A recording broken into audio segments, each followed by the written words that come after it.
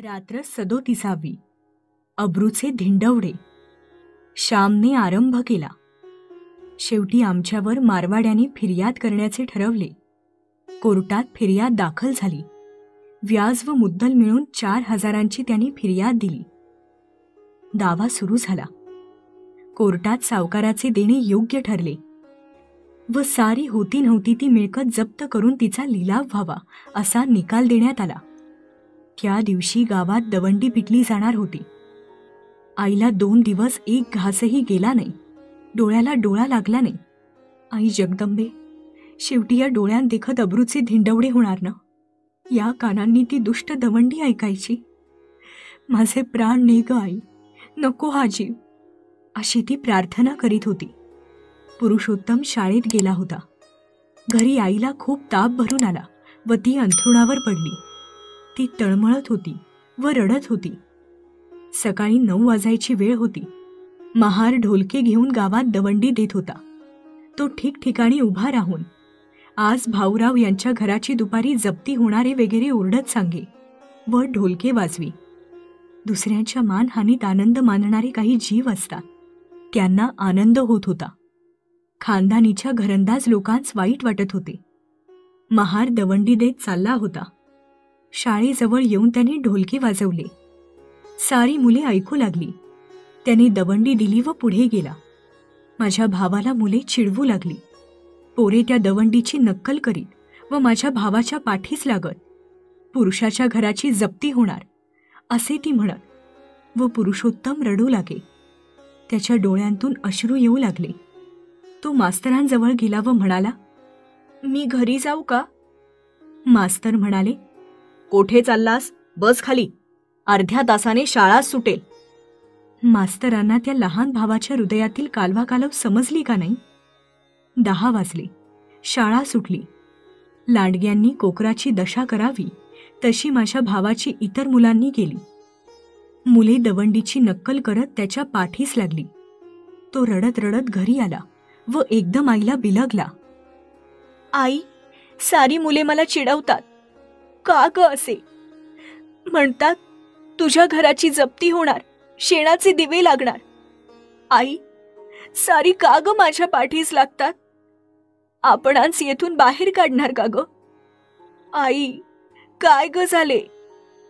असे तो आईला विचारू लागला. बाळ, देवाची मर्जी, मी तरी काय सांगू तुला? असे म्हणून पडल्या पडल्याच या पोटच्या गोळ्याला पोटाशी घेऊन आई शतधारांनी त्याला स्नान घालू लागली. माय लेकरी शोकसागरात बुडून गेली होती.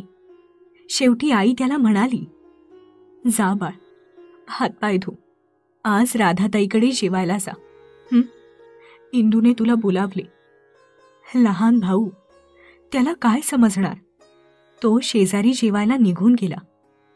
त्या दिवशी वडील जेवले नाहीत. त्यांनी स्नान केले, देवाची पूजा केली. लाज वाटत होती तरी देवळात गेले. खाली मान घालून गेले व तसेच परत आले. ज्या गावात त्यांना सरदार म्हणत, ज्या गावात ते पंच होते, ज्या गावात त्यांना मान मिळे, त्या गावात त्या दिवशी कुत्रेही विचारित नव्हते. ज्या गावात ते मिरवले, ज्या गावात त्यांच्या शब्दाला मान मिळे, तेथेच लहान लहान पोरेही त्या दिवशी त्यांची टर उडवीत होती. जेथे फुले वेचली तेथेच शेण वेचण्याची आईवर पाळी आली. आजपर्यंत आईने कसे बसे अब्रूने दिवस काढले होते, परंतु देवाला तिची कसून परीक्षा घ्यायची होती. मानाची शिखरे व अपमानाच्या खोल दर्या. आईला दोन्ही प्रकार देव दाखवू इच्छित होता.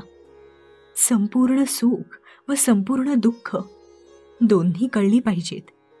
अमावस्या व पौर्णिमा दोन्हींचे दर्शन झाले पाहिजे.